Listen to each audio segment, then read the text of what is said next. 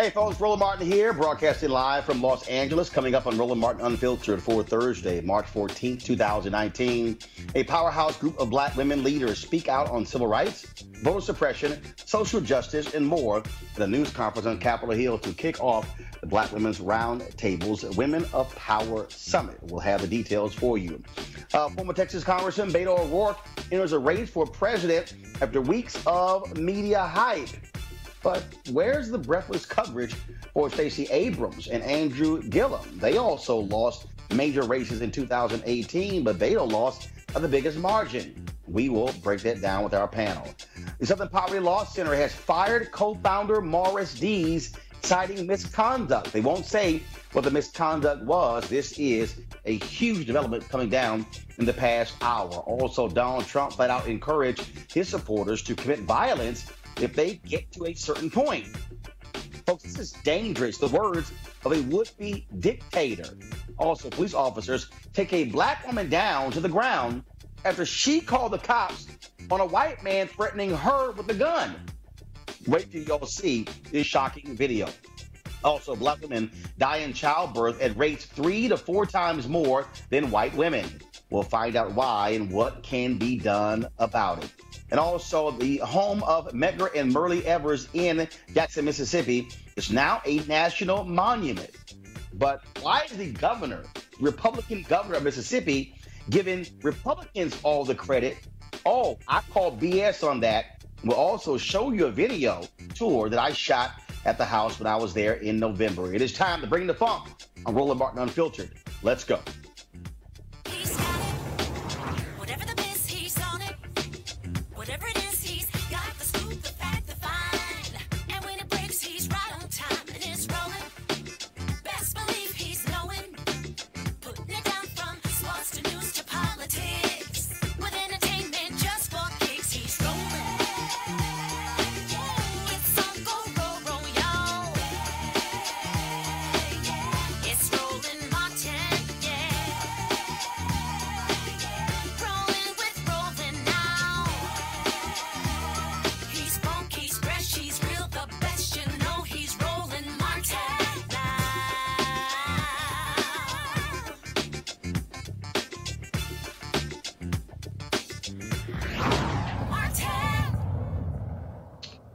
All right, folks, I am broadcasting live from Los Angeles. We're here, of course, to broadcast tomorrow the XQ America education event taking place here in Los Angeles. And so we'll tell you more about that. But today in D.C., a who's who of powerful black women kicked off the Black Women's Roundtable's Women of Power Summit at a news conference this morning on Capitol Hill. Our cameras were there. We live streamed the event. Here is some of what took place. We're determined to make sure that we save our democracy from peril.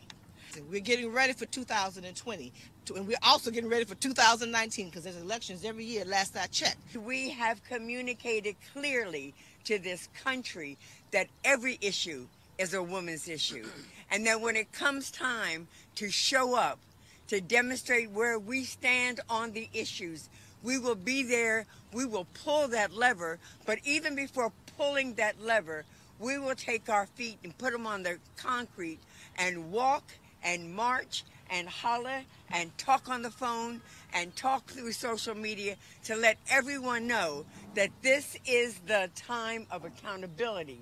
And this accountability is to us. As a woman standing here, I want you all to just reflect on a moment that we just saw where a black woman was used as a prop. We are not a prop. We are the fiber of this country. When you start talking about issues that are important to America, black women rise to the top. Black women marched with the white women to say in this country, we should have the right to vote. And that was only 100 years ago. We are fighting to close the wage gap. But when you talk about the wage gap, who has the biggest gap? Black women.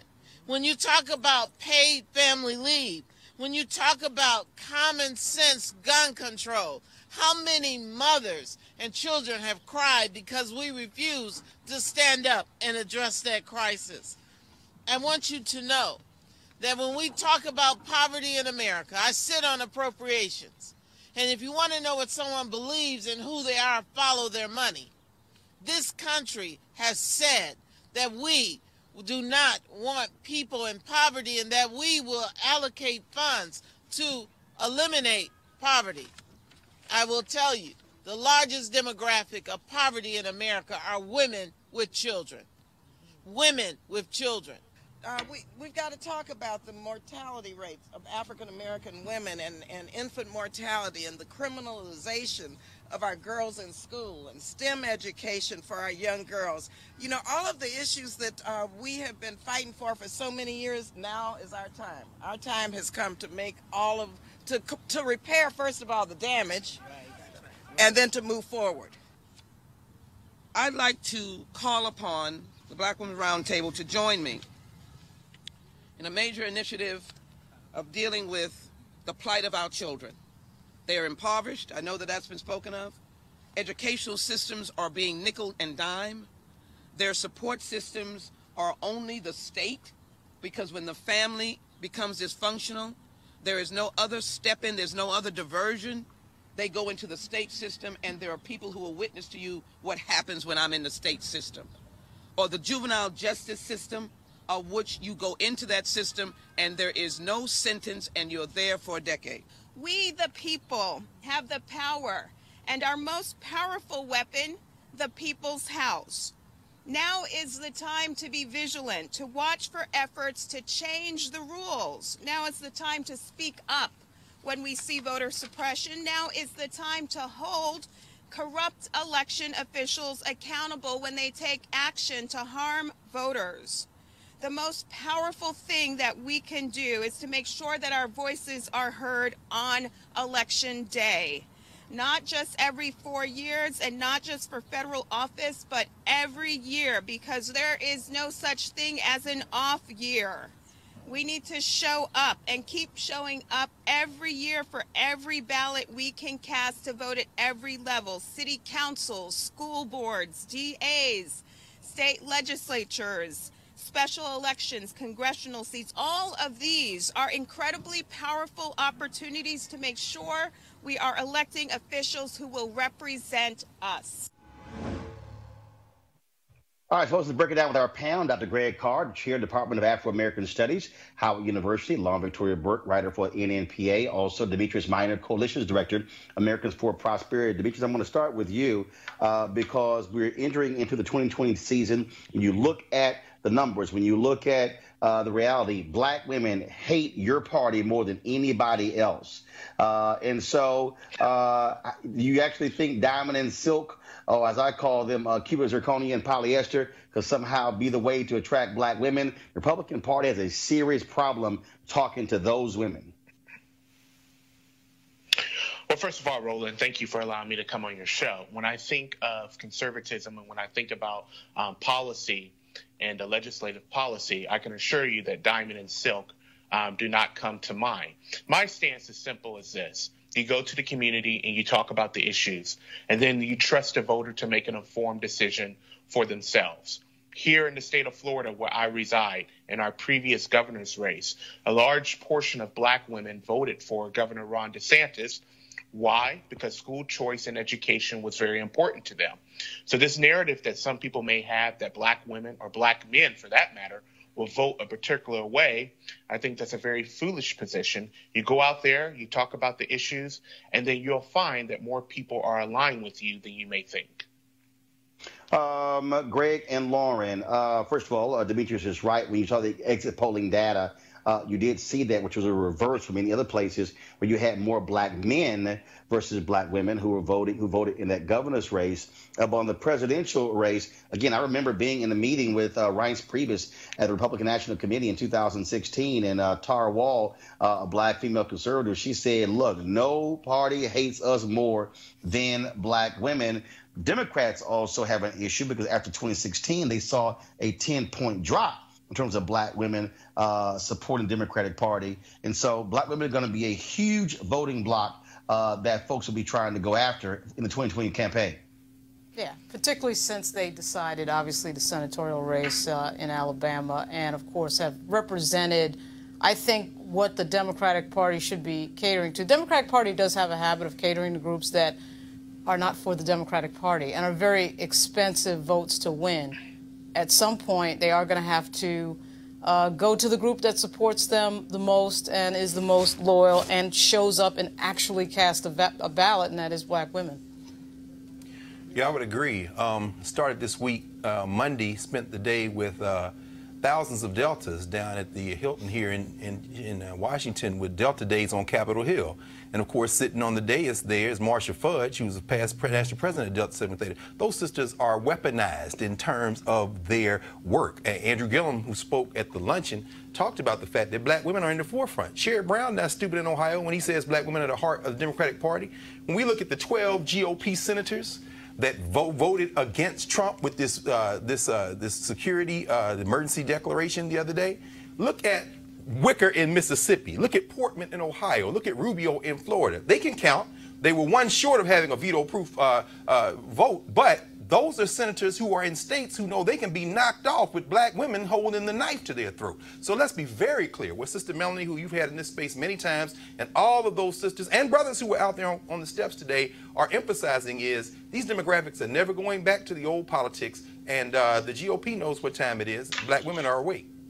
Demetrius, issues. And so the question is, how does Donald Trump even talk to these black women when the reality is he makes no real effort to talk beyond his rallies are largely white voters? I would agree with you that it's troubling to see the initial base of President Trump. However, I will point out his advantages. Simply, number one, he's an incumbent. The incumbent president has the advantage of the bully pulpit, regardless of party affiliation. Number two, the Democrats' party's failure, at least at this point, to know what their identity is. Their stance as being far left in terms of abortion, infanticide, economic socialism is turning off independent voters and even voters within their own party. So I would agree with you about the uphill battle that Donald Trump faces. Where are you getting that from? Because the reality is polling data doesn't support that position. If we were to go by your statistics, Roland, Donald Trump would not be in the White House. But the fact is he is president. No. I'm asking you. You state not my statistics. Yours. You stated that they are losing that support. I'm saying where? Where's the data? Where's the proof? Well, first of all, let's look at the elected officials within the Democratic Party. There is a rift between the progressive base and the establishment base. And when I'm talking about the establishment base, there's no rift. What's the rift?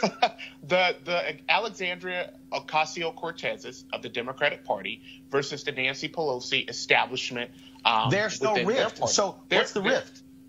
If there wasn't a rift, then Nancy Pelosi wouldn't have to get her party in order behind closed doors. The Democratic Party does not know what their identity is. First of all, Demetrius, all leaders meet behind closed doors. This is no different than Paul Ryan or John Boehner meeting with the Freedom Caucus, meeting with moderates and others. And so, again, you're saying there's this rift. You're not getting – no, that's simply not true. Are there differences between Congresswoman Alexandria Ocasio-Cortez and Democratic moderates as well? Nancy Pelosi's job as the speaker is to bring all of her party together to move legislation. Brother Demetrius, did you see the and the House Oversight Committee is fast becoming must-see TV. If you watched AOC, if you watched Representative Plaskett, if you watched Rashida Tlaib grill the clearly dementia-addled Wilbur Ross today about adding this citizenship question to the census, what you know is, as Roland said, you may have ideological differences in a party, but what we are faced with now is a Republican Party that has gone wholesale in the direction of fascism. You're talking about voting against extending voting rights for folks with H.R. 1, with the first bill out of the Democratic Senate. Look, brother, you can look at the cover of today's Politico, where it talks about how Nancy Pelosi has been talking behind the scenes to AOC, to Ilhan Omar, to all these folks, and the range goes from Ayanna Pressley all the way out to Lauren Underwood. And one thing is for sure, what they are not is the party of white supremacy. So you're going to have to do a little bit better than that, brother. Also, too, if there was really a rift there between the progressives and the sort of the left flank of the Democratic Party, then Nancy Pelosi would not be the speaker right now. She's actually managed everybody well, but each party has their flank that goes to the right and goes to the left. The rift has been there since 2016. Well, when the DNC took the nomination away from Bernie Sanders. What substantively and practically is an example of that rift? What practically is an example of that rift? I mean, Bernie Sanders lost. So if you're going to say that, well, Bernie Sanders came and did a few things, he lost. He lost to Hillary Clinton. So, okay. I mean, it was an interesting discussion, but it hasn't stopped them from governing and winning. I'm just still trying to figure out what does Bernie Sanders and Hillary Clinton running in 2016 have to do with black women in 2020? I'm talking about their base. I'm talking about the demographics that they need if they think they're going to defeat Donald Trump, which is right now an uphill battle. I see. Donald Trump lost the popular vote.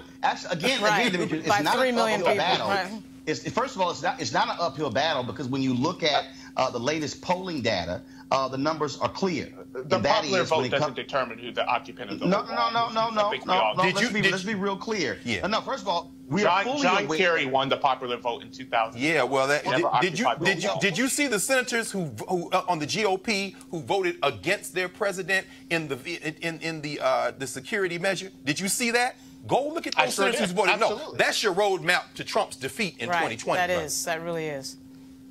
That's hugely well, problematic. Again, let me be real clear. First of all, one second. I'm not a spokesperson for Donald Trump. I didn't vote for Donald Trump. Everybody hold on. I'm going to let you make your final point. I'm sticking with 2020. And what I'm saying, Demetrius, I'm going to let you make your point. Hold on one second. I'm letting you know right now, this is very simple. When you talk about 2020, you say it's an uphill battle to defeat Donald Trump. Actually, not true. Donald Trump has some fundamental issues right now when it comes to independence. He has some fundamental issues when it comes to white women. He's also even getting lower scores among his core base, and that is non-college white voters. And so I would say your party, he's got some work to do if he wants to be able to to come back for a second term. Demetrius, your final comment before I go to my next story. I agree with the points that you're making, but I'm saying that these points were also echoed in 2016 when we saw that the base, the demographics that Trump was struggling with, that Hillary Clinton would make up for that. She did not.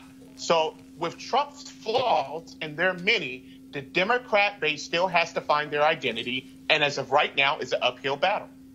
Well, I'll tell you what, if you keep going back to 2016, the public has now seen how Donald Trump has operated as president, and a lot of those people are regretful of their vote for Donald Trump. All right, folks, let's talk about Beto O'Rourke officially announced that he is running for president. Of course, he told a local station last night in El Paso that he was jumping into the race. He unveiled a 3.5-minute video today. He's raised a ton of money from small donors. Of course, when he ran against Senator Ted Cruz, raising some $80 million. Again, so he released his video announcement. Here's part of that announcement that he dropped on social media. We can listen to and lift up rural America. We can work on real justice reform and confront the hard truths of slavery and segregation and suppression in these United States of America. Over the coming days, I'm going to travel this country and listen to those who I seek to serve, to understand from your perspective how we can best meet these challenges. So here's a question that needs to be actually asked and also answered.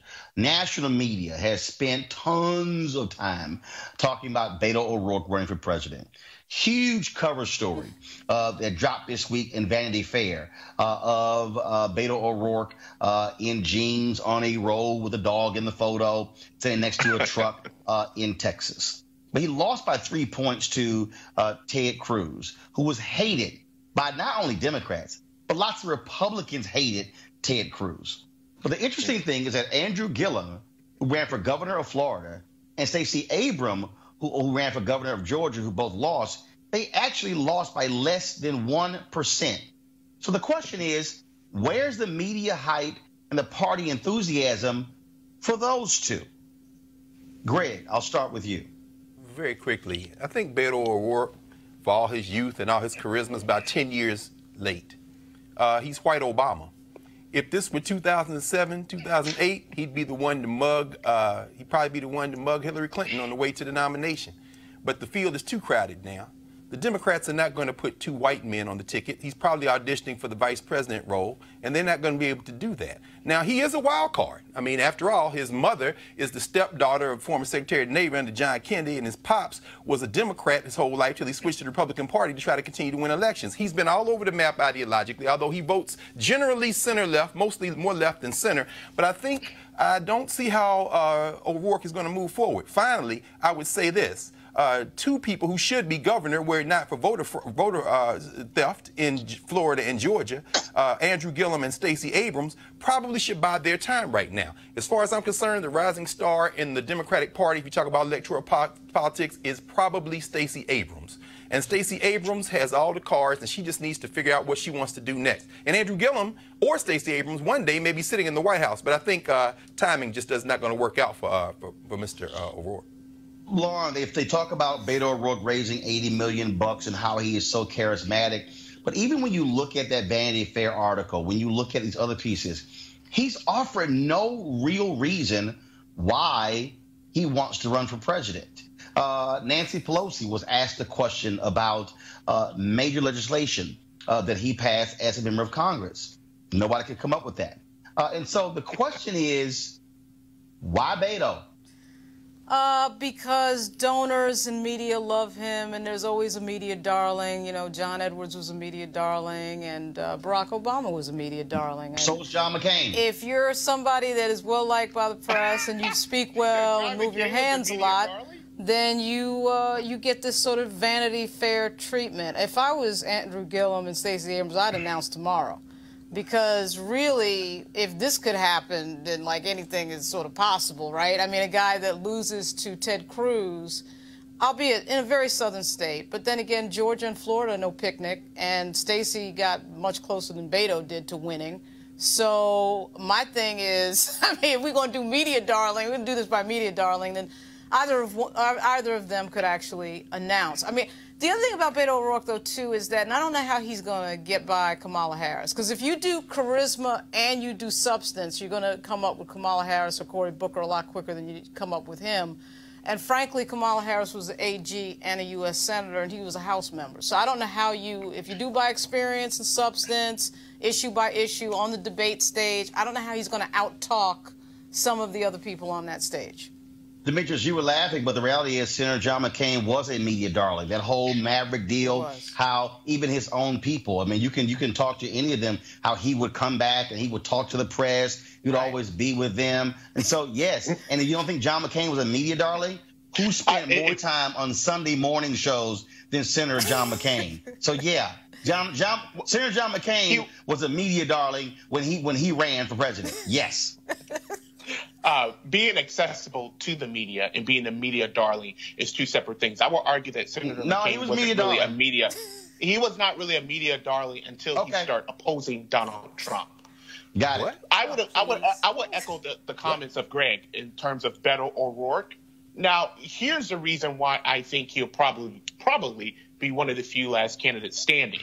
He's likable. He has vigor. He has charisma. Now, he does lack the policy chops. He does, as you had aforementioned, he does lack legislative victories. But I'm not quite sure, given previous election cycles, if that's really going to matter. The one person that I think is probably a little miffed at him is Senator Bernie Sanders, because I think that Sanders' base and O'Rourke's appeal are going to be to the same demographic. And I think people within that demographic would venture to the younger O'Rourke. But I think it's going to be an uphill battle for him. I think he's auditioning for VP. Greg, here's one of the things that jumps out, and this is very simple, okay? Prior to running against Ted Cruz, I had no idea who the hell Beto O'Rourke was. I'm a native Texan, okay? I mean, native Texan, born and raised. There were any number of members of the Texas delegation If you talk about Bill Flores, who's a Republican, if you talk about that crazy nut Louis Gohmert, if you talk about any number of people, I'm being dead serious. Prior to running against Ted Cruz, I had never seen or heard about Beto O'Rourke. I can't recall a single congressional hearing. I can't recall a single news conference. I can't recall a single television appearance. And so I get people are hyped about him coming close to beating Ted Cruz in 2018. But I keep telling people, running for United States Senator is totally different than when you're running for President of the United States. Sure, and we know the Democratic Party has as much of a gangster mentality as any other large political enterprise. They're not going to let Beto O'Rourke win. He would have to win outright to get that nomination. But of course, he came to prominence in that 1,800 mile road trip he took and streamed live on Facebook with Will Hurd, who was arguably black Republican, of course, from Texas, better known than him. Beto O'Rourke, and I know you're going to cover this story a little bit later about the college admission stuff. Beto O'Rourke is a great example of whiteness. Here's a guy who kicked around, went to Columbia, and graduated with a degree in English, came back home, worked in the family business, and then started his own business in technology, kicked around, worked on some political campaigns, beat a Latino in 80% Hispanic district out there in West Texas, in El Paso, and then decided to go and leave his congressional seat after several terms and say, I'm going to run for Senate. Look, man, it don't get no more real in terms of white privilege, white male privilege than Beto O'Rourke. And what we have to face is the fact that the American electorate is very rarely, if ever, focusing on policy. And the reason, Roland, you hadn't heard of him is because he hadn't done anything. He hasn't done anything. He hasn't done anything in the House. Obviously, he served all of his time in the House in the minority, but you had that criticism a little bit of Barack Obama in terms of substance. But Barack Obama, Senator, had actually done a few things and stood up on a few issues like immigration. But we'll see if charisma and just talking a lot on social media can pull it off. We'll see that because Beto O'Rourke is going to be that candidate. All right, folks, let's talk about some news out of Montgomery, Alabama. Stunning news. Southern Poverty Law Center, they have fired the co-founder, Morris Dees, citing misconduct. They won't say what the misconduct was. Dees co-founded the center in 1971. They sued the KKK, and the office was firebombed.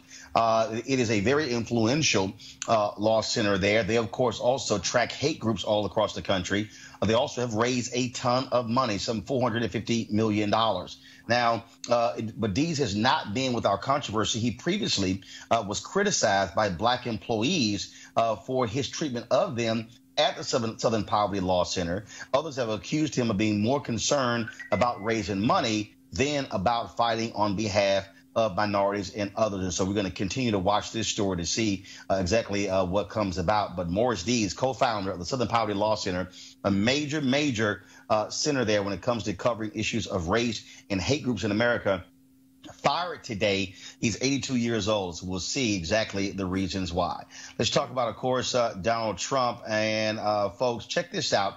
He gave an interview to Breitbart News that caught our attention. This is what he said, quote, I have the support of the police, support of the military, the support of the bikers for Trump.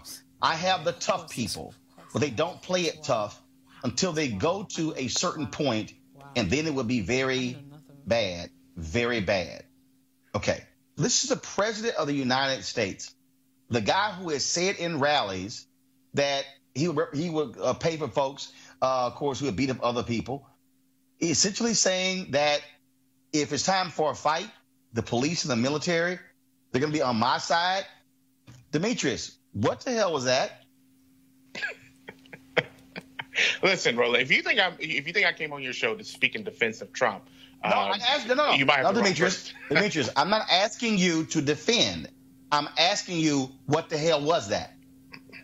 I don't know. It's typical Trump lingo, Trump speak that's been going on since he descended down those elevators in June 2015. Listen, I've long had issue with the president's rhetoric, putting certain Americans against other Americans. I disagree with the notion that that's who he is. I think if you're going to occupy the Oval Office, you should have impeccable character, and you should have the ability to speak in a discreet and professional way. And I think that he's lacked that ever since he's occupied the Oval Office.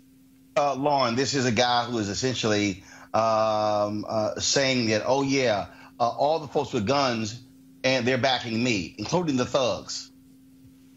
Donald Trump is who he is, and this is who he is. I mean, the idea that there's some other person that's going to unmask itself like an alien taking off a mask. This is the guy that we know.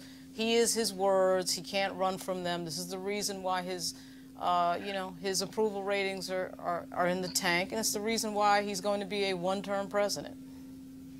Great. You know, Roland, it's funny. I go back to the night that you had election coverage, the night that Trump won the presidency. And I think about the fact that that's probably the day that this country changed forever. I give him credit for this. He's dropped all pretenses now. His reelection strategy is basically white supremacy.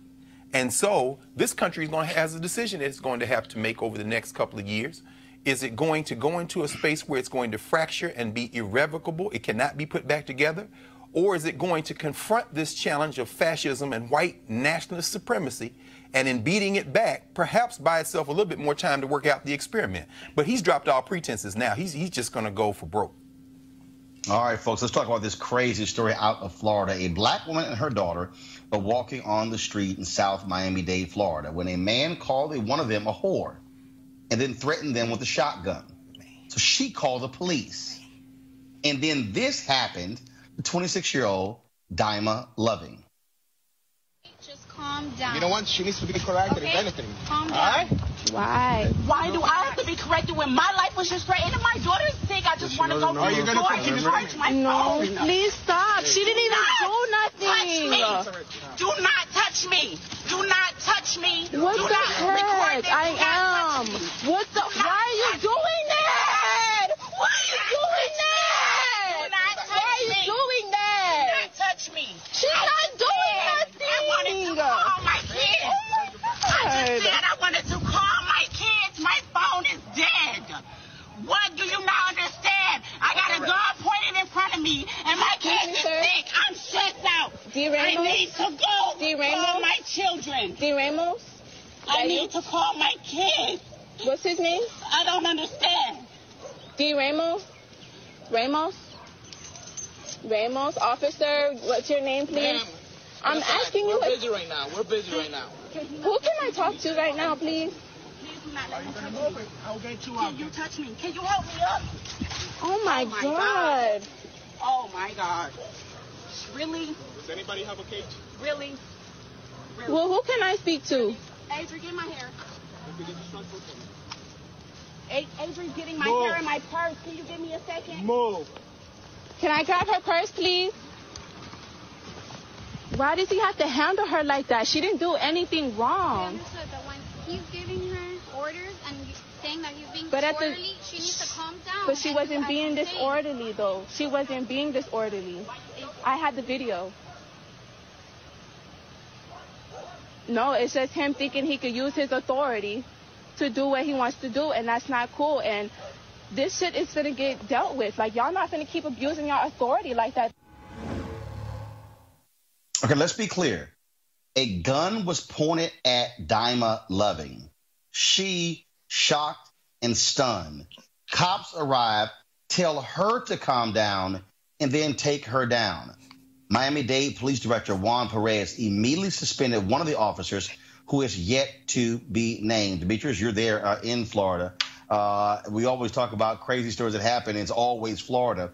But this is an example that black people have to deal with. Here is a black woman who calls the cops for help, and then she's the one who's handcuffed and put into a squad car.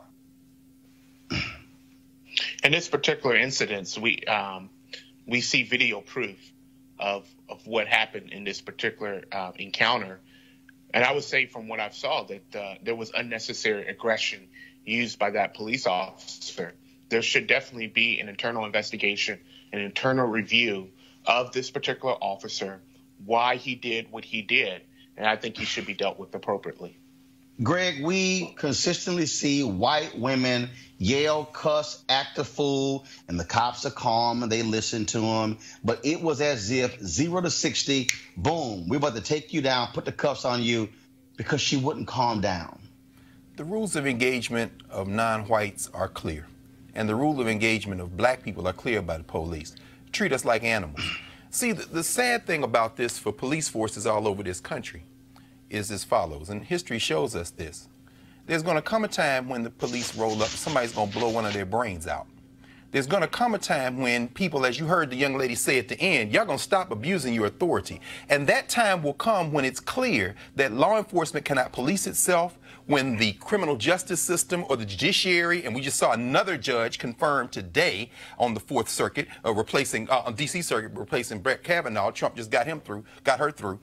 It's going to come a time when people decide to take the law in their own hands because the law has failed them. We're getting too close to this now, Roland. Every show, it seems, you got a video like that. And at some point, somebody's going to decide that they would rather be judged by 6 than carried by 4 cops. And that's just going to judged by 12 rather than carried by 4 cops. And that's just the reality. History, American history shows us that.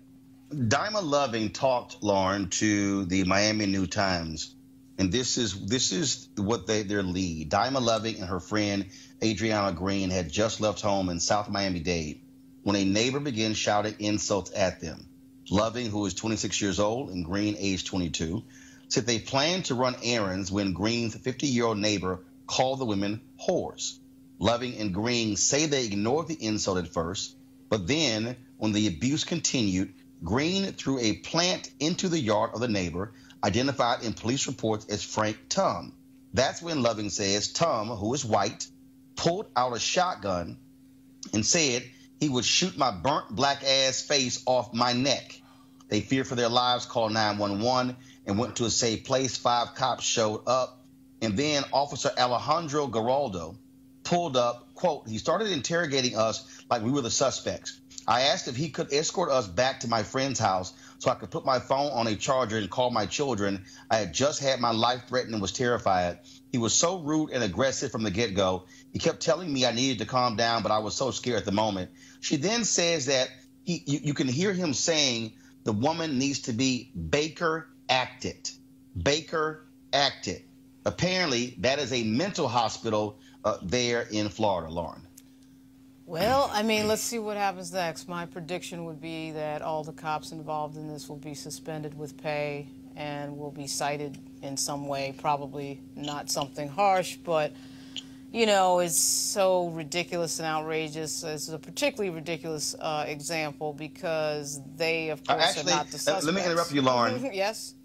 Police reports show that after stopping to arrest Loving, officers did not detain the neighbor, Tom, who pulled a gun on the women.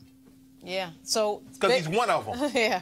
Basically, obviously, this is a pretty incredible example of stereotyping by members of the law enforcement community in Florida. And it really is a strong example of what happens when you stereotype people for effectively nothing. But I'll be very surprised if the cop, particularly the guy that got physical with her right away, doesn't get punished in a fairly severe way. It will depend on how long he's been on the force and how long that particular police union, how strong that particular police union is. But that's the type of thing that one could lose their job over because it's so outrageously stupid. Well, and the point that I keep saying over and over and over again, that officers are supposed to be de-escalating. Right. Most times when it comes to black people, they are escalating a situation. And so we'll certainly be following this story to see what happens next. All right, folks, the United States has the highest rate of death in childbirth of any first world country. Around 700 mothers a year die in childbirth. Black women fare even worse. Black women die in childbirth at 3 to 4 times the rate of white women, and they suffer complications at twice the rate of white mothers. Here to break this down is Brianna Lipscomb, the U.S. Maternal Health and Human Rights Campaign Manager at the Center for Reproductive Rights. Brianna, when you look at this story, I mean, when we talk about gaps, we talk about inequality, when we talk about what is happening, whether it's wealth, whether it's education.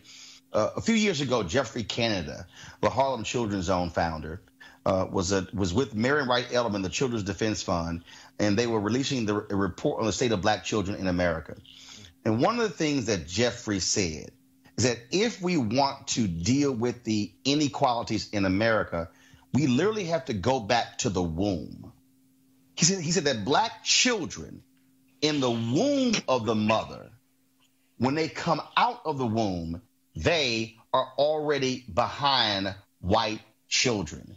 This confirms that and lays that to be true. Yeah, that's very true. It's a very true statement. Thank you for having me on the show to even talk about this. And I would challenge that to say that even before the baby is in the womb, it starts with that mom and how she's been treated across her lifespan, because it's that prolonged exposure to stress due to exposure to racism, which is why it makes it challenging for healthy outcomes for both mom and baby. So we have a lot of work to do in the U.S. because we're focused on some of the wrong things when it comes to trying to improve our health outcomes for moms and baby. We're not addressing the issues of racism that we should be. And this also is one of those stories that you are never going to hear in a presidential debate or a town hall. People have this whole view that, oh, we have the absolute best healthcare system in the world, bar none. Yet when you begin to talk about stories like this, it reveals the fundamental problem we have in this America, in this country, no different than these rich white parents trying to bribe their way into school, that in America, it comes down to money and resources. That's exactly right. The good thing I will say, though, is that with the increased exposure that this issue has received in the press, we have seen an unprecedented number of politicians focused on this issue. And in fact, Senator Kamala Harris, who is now a presidential candidate, has put this on kind of her platform of things that she talks about quite a bit. She has introduced legislation in this past Congress around addressing maternal mortality. Others, like Senator Cory Booker, and there's a lot of others that are now trying to come out on this issue.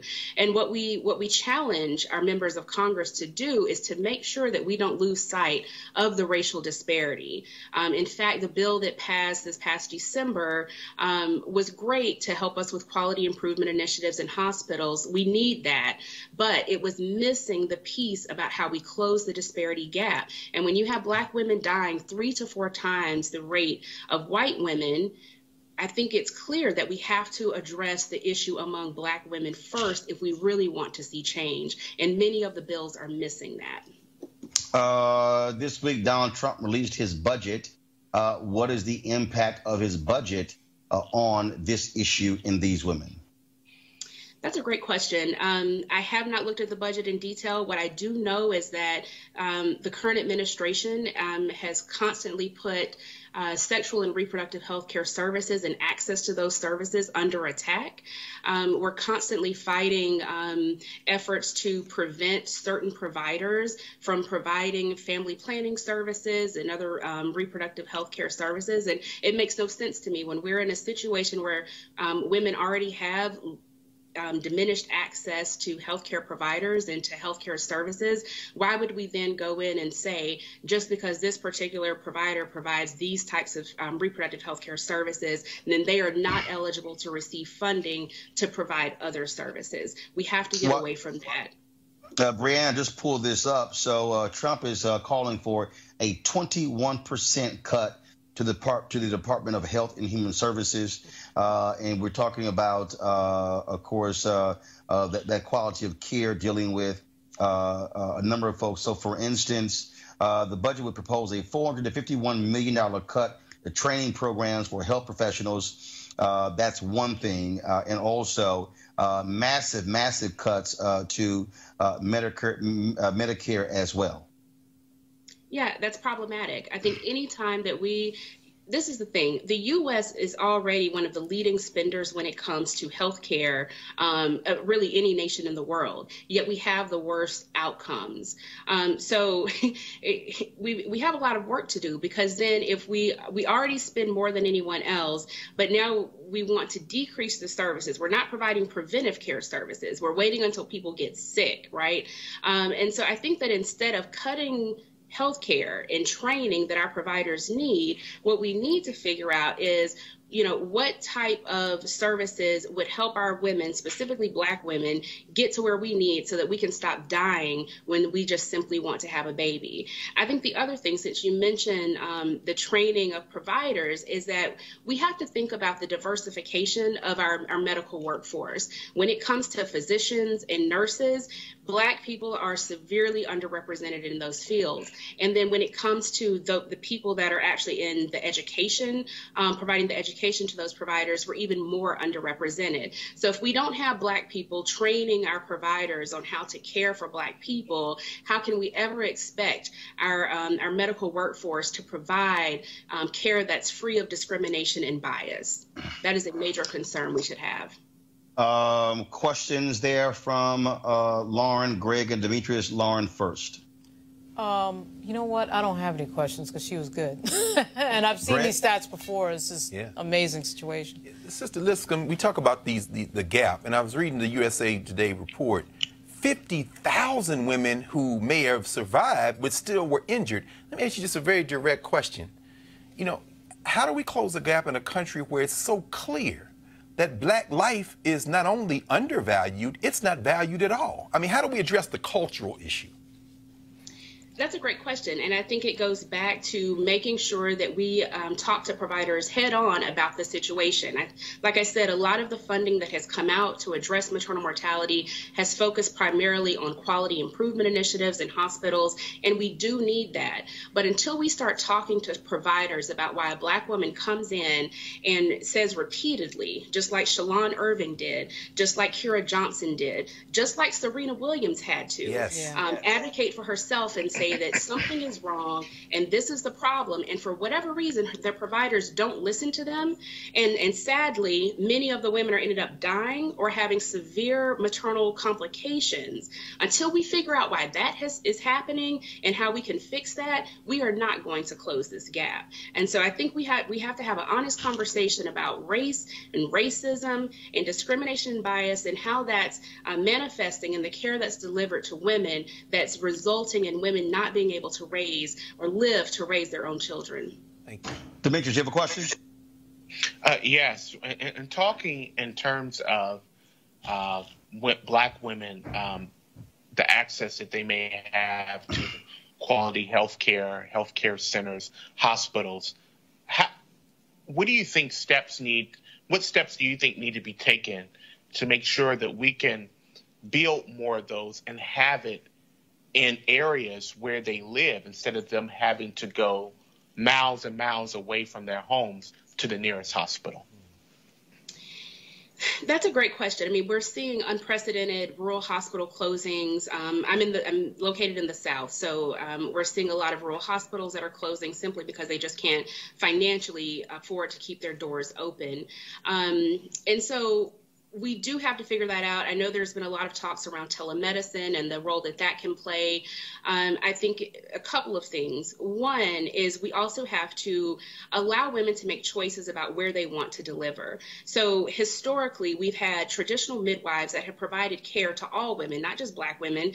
Midwives back during slavery and since then have been delivering babies for white women too. Yet somehow we have medicalized childbirth and no longer really give women an option of whether they want to deliver in a hospital or not, and in many areas have criminalized traditional midwifery. And so, one, if we can go back to allowing women to have a choice about how they and where they would like to deliver, I think that can help.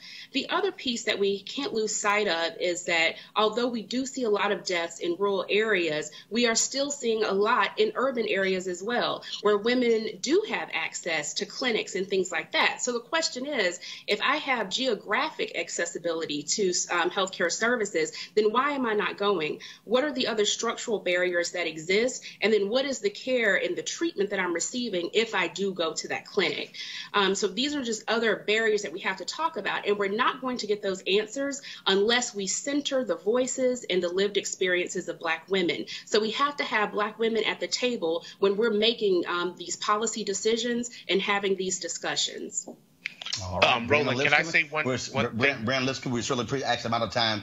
Brandon, I certainly appreciate it. Thank you so very much for joining us. Thank you. All right, folks, going to a break. We'll be back on Roland Martin Unfiltered in just a moment.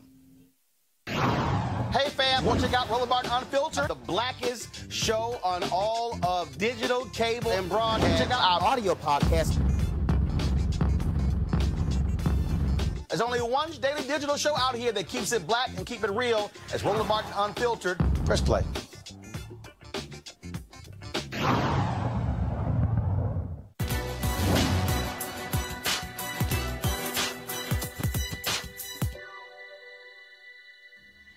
I love myself when I am laughing. Writer and folklorist Zora Neale Hurston.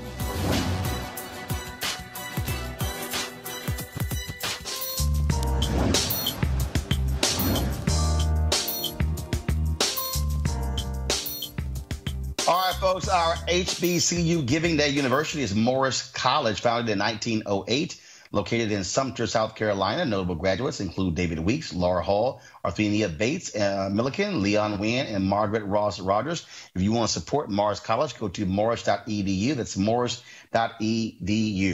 All right, folks, calling all HBCU alumni, students, and leaders. Enter the Ford Motor Company HBCU Mobility Challenge and win $25,000 for your school. Building on their long-term support of HBCUs, Ford is looking to improve mobility in HBCU communities through innovative solutions. Now, the winning program will receive a grant of up to $25,000 to implement their proposal. The deadline to apply is March 31st, 2019. Go to FGB.Life, that's FGB.Life, for more information and to apply. Ford goes further in our community. We certainly appreciate them being a partner here at Roland Martin Unfiltered. All right, folks, some quick updates on some stories we've been covering. Empire star Jussie Smollett appeared in court today in Chicago to enter a formal plea of not guilty to 16 counts of disorderly conduct related to charges he faked a possible hate crime against himself. His lawyer entered the plea as Smollett stood by silently. And so, of course, he was also with a number of his family members when he showed up in court. Let's go to Los Angeles, where I am, in the case of Trinity Love Jones, a young girl found in a duffel bag a couple of weeks ago. Trinity's mother's boyfriend, 38-year-old Emil Hunt, has been charged and arrested on one count of first-degree murder. Trinity's mother, Tequista Graham, was also detained as a person of interest in the case and is being held on $2 million bail. Graham is a registered sex offender, and Hunt was previously convicted of child abuse in 2005. He is currently being held on $2 million bail. If found guilty, Hunt could face a possible maximum sentence of 50 years to life in prison. And folks, last night I saw this tweet from the governor of Mississippi, Republican Phil Bryant. This is what he tweeted yesterday. Thank you to Donald Trump for signing legislation today to designate Medgar and Murray Evers' home as a national monument. Senator Wicker and Senator Hyde-Smith have worked very hard on this for some time and are to be commended. Okay. Why is this offensive? Some of you might say, hey, what's the big deal? It's a great thing designating the home of Murray and Medgar Evers as a national monument. The problem is the three of them didn't have a damn thing to do with this. Congressman Benny Thompson, the only African-American congressman from Mississippi, has spent 16 years fighting to make this a national monument. And then Phil Bryant wants to be such an ass that he congratulates only Republicans?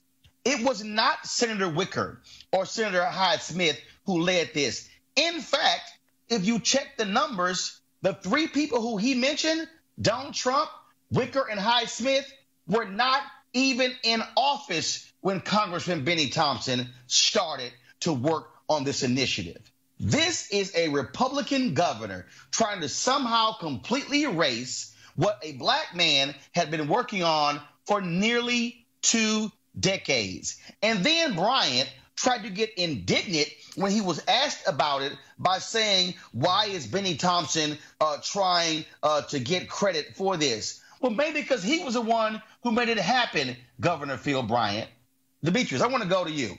Look, what the hell's wrong with your party in Mississippi when here's this black member of Congress who worked his tail off to make this happen, and the governor of Mississippi doesn't even have the decency to credit the man who spent 16 years to make this come to pass? Well, the simple solution is to credit everyone who's involved. Like you said, this was something that's been going on. Did you say for 16 years? I believe that's the number of years. Congressman Benny Thompson introduced this in the Congress 16 years ago. Sure. Wicker wasn't even in the Senate. Hyde Smith wasn't in the Senate. Donald Trump wasn't even president. Sure, absolutely. My question is, well, what took so long? What was the hold up in the process 16 years ago? I'm actually like, why are we waiting 16 years for this to finally come into fruition? I understand that, but I want to deal with that Phil Bryant got indignant towards Benny Thompson, essentially saying, what is wrong with you demanding credit? Well, I echo your concerns. Credit everyone that's involved, the congressman from Mississippi, the people who signed it into law, and make sure that everyone is accredited the praise that they deserve when it comes to this important occasion.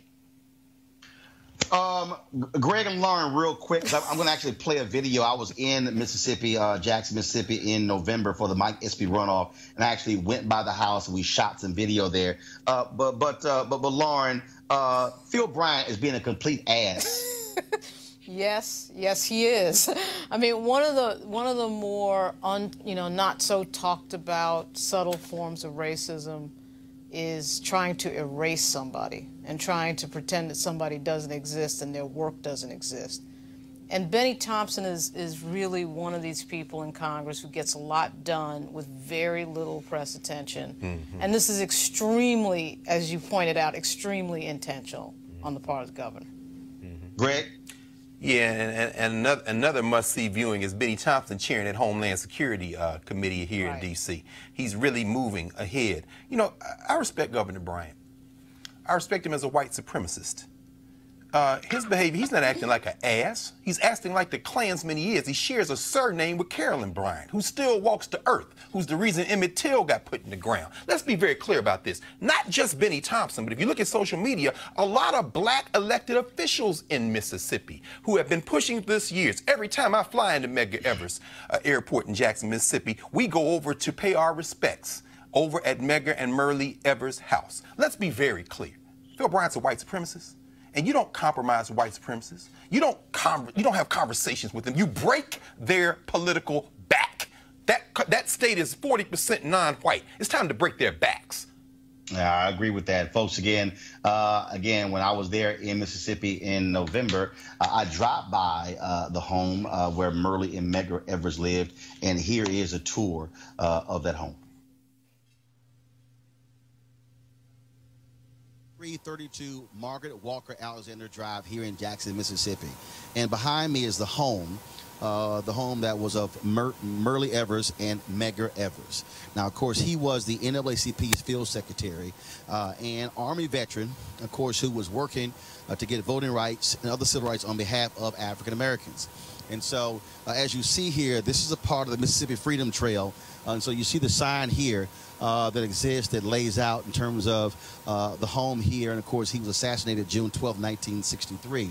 And this was placed during the 50th anniversary of the Freedom Rides, which took place in 2011. Now, if you come onto this side over here of the sign, what you will see is an explanation that this was a 3-bedroom home, and it was the first middle-class subdivision built by black developers here in Jackson. So there's lots of information here about, of course, this neighborhood, the home, but also Medgar Evers and who he was. And, of course, he major leader. I mean, he was a huge leader here in Mississippi who gave his life on behalf of civil rights.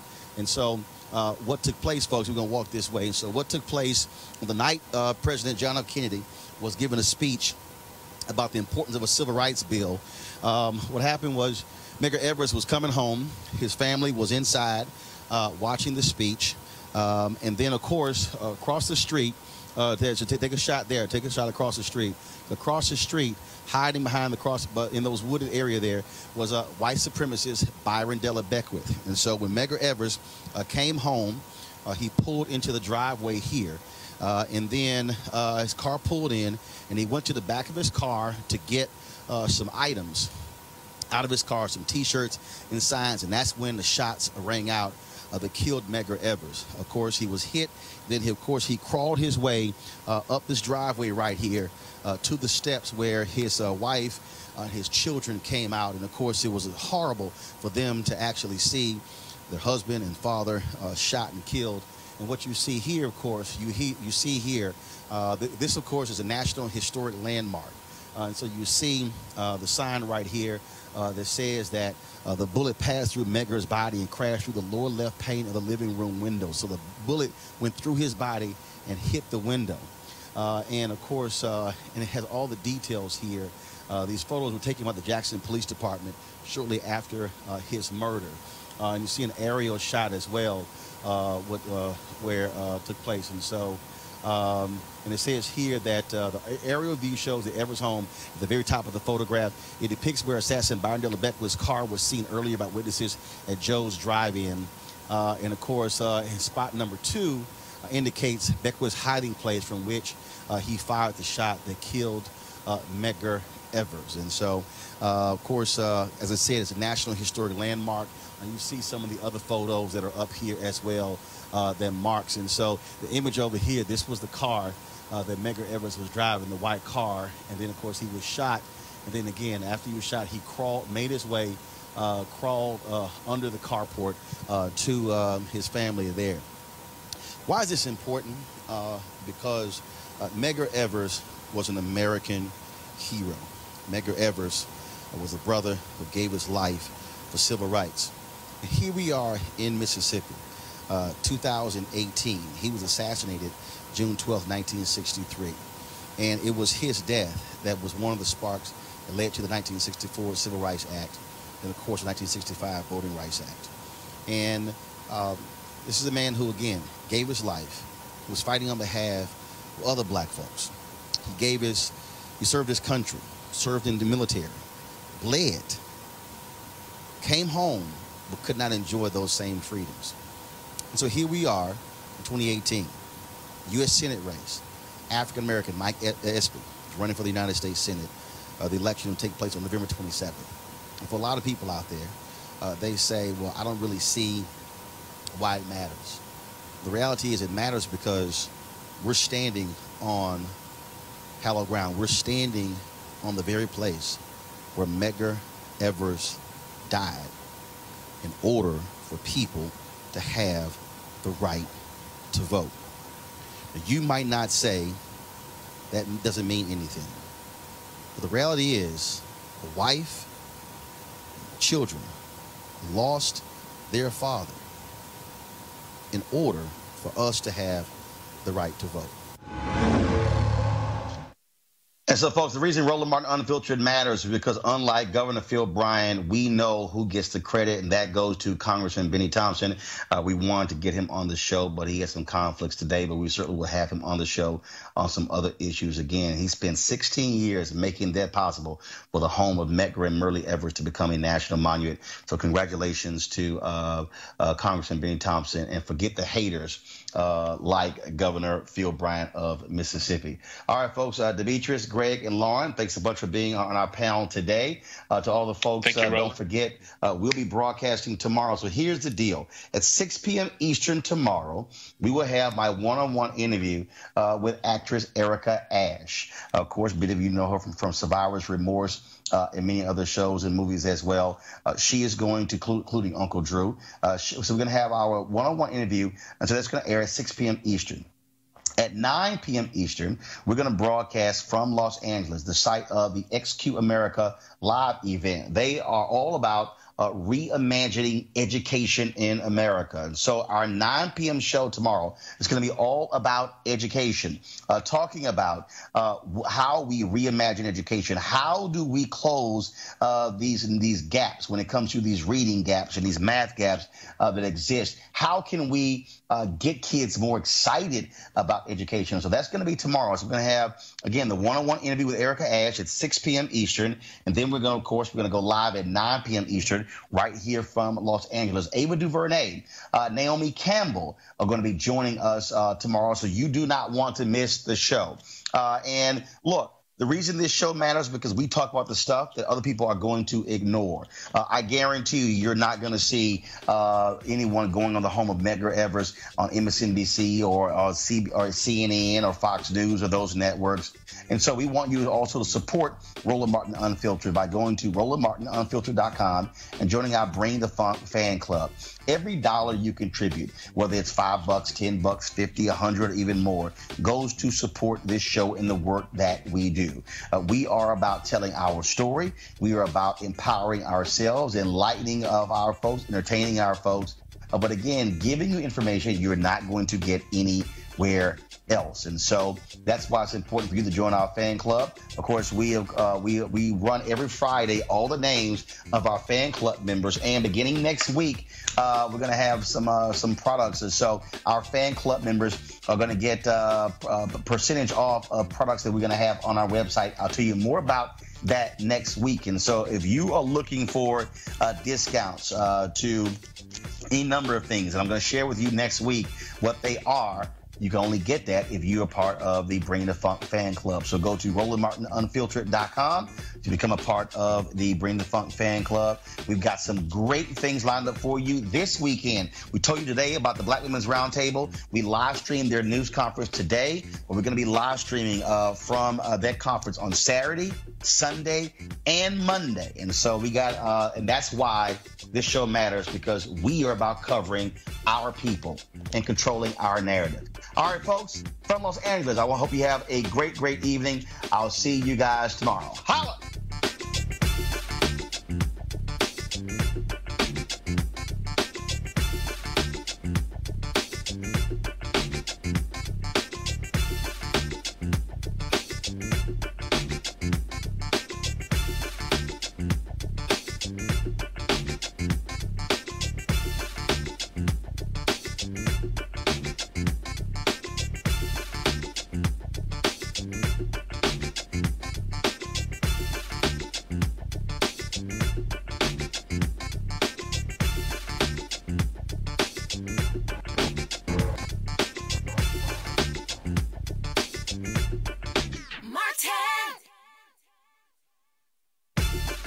You want to check out Roland Martin Unfiltered?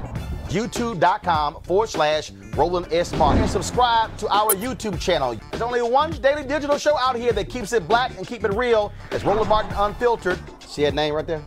Roland Martin Unfiltered. Like, share, and subscribe to our YouTube channel. That's YouTube.com/Roland S. Martin. And don't forget to turn on your notifications so when we go live, you'll know it. Hey fam, want to check out Roland Martin Unfiltered, the blackest show on all of digital, cable, and broadcast. Check out our audio podcast. There's only one daily digital show out here that keeps it black and keep it real. It's Roland Martin Unfiltered. Press play. You want to support Roland Martin Unfiltered? Be sure to join our Bring the Funk fan club. Every dollar that you give to us supports our daily digital show. There's only one daily digital show out here that keeps it black and keep it real. It's Roland Martin Unfiltered. Support the Roland Martin Unfiltered daily digital show by going to RolandMartinUnfiltered.com. Our goal is to get 20,000 of our fans contributing $50 each for the whole year. You can make this possible. RolandMartinUnfiltered.com.